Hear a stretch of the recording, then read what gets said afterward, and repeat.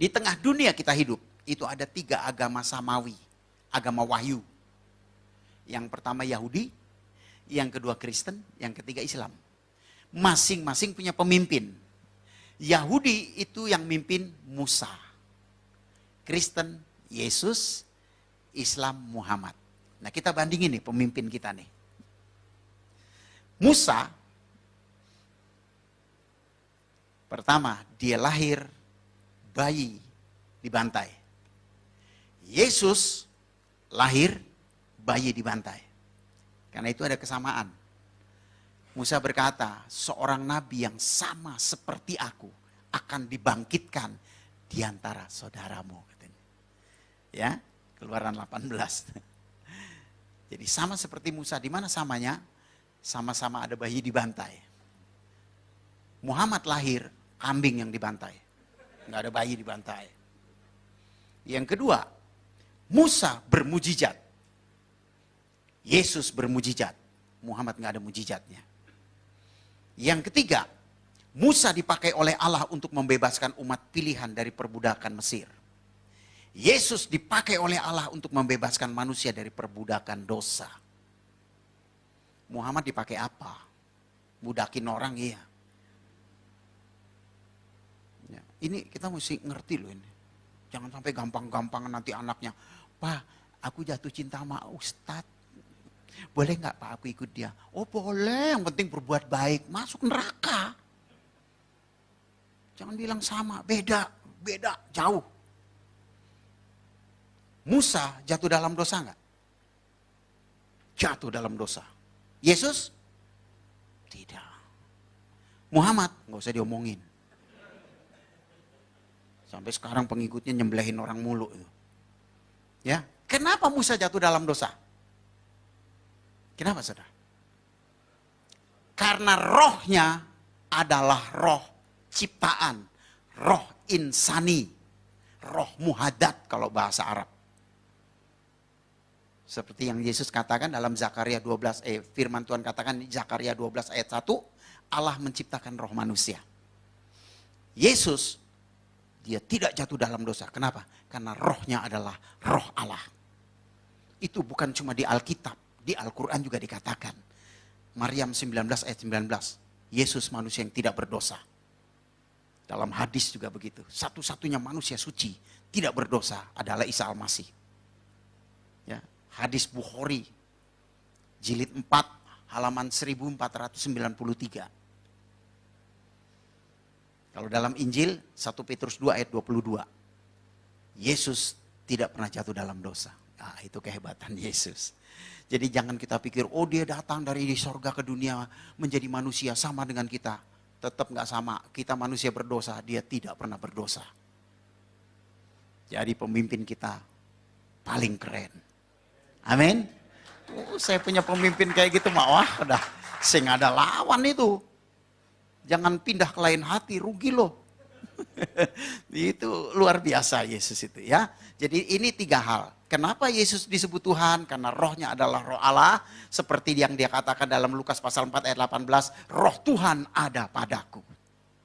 Sampai kita nggak ngerti ya. Makanya Filipus bilang begini.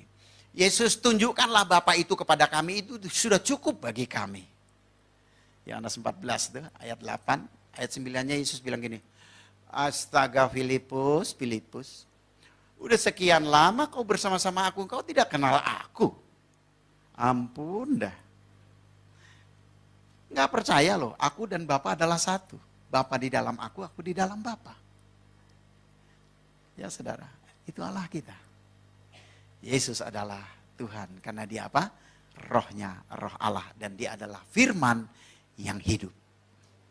Ya, lewat firman Tuhan ini, saya percaya saudara diberkati. Dan kerinduan saudara, saudara jadi berkat bagi banyak orang. Ngomong sama orang Islam gampang saudara. Ya, pegang aja surat Al-Maidah 68. Ya, gampang.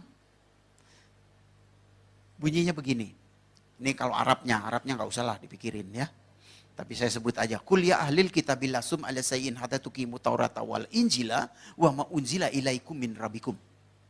Hai ahli kitab, kamu tidak dipandang beragama sedikit pun jikalau kamu tidak menegakkan Taurat dan Injil.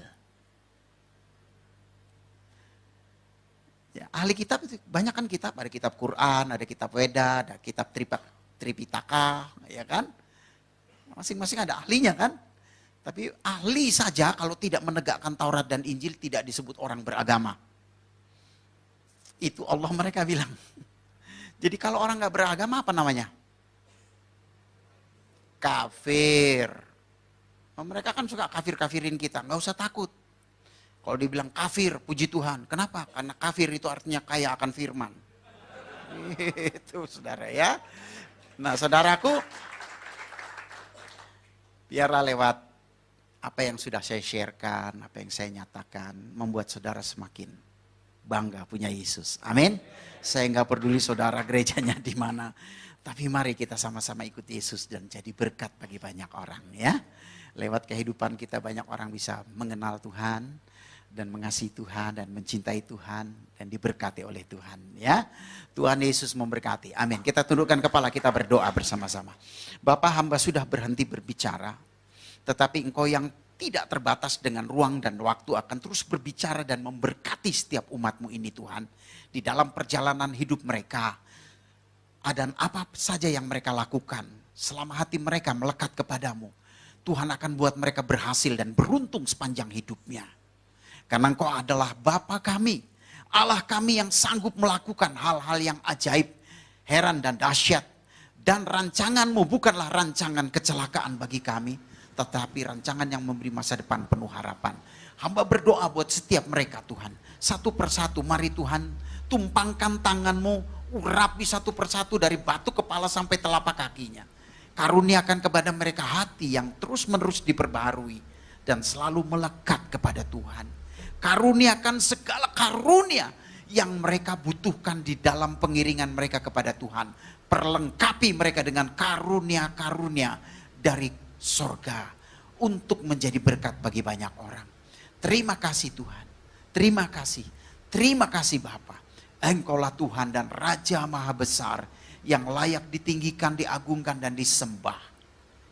Di dalam nama Yesus kami sudah berdoa dan bersyukur. Yang percaya katakan amin. Tuhan Yesus memberkati.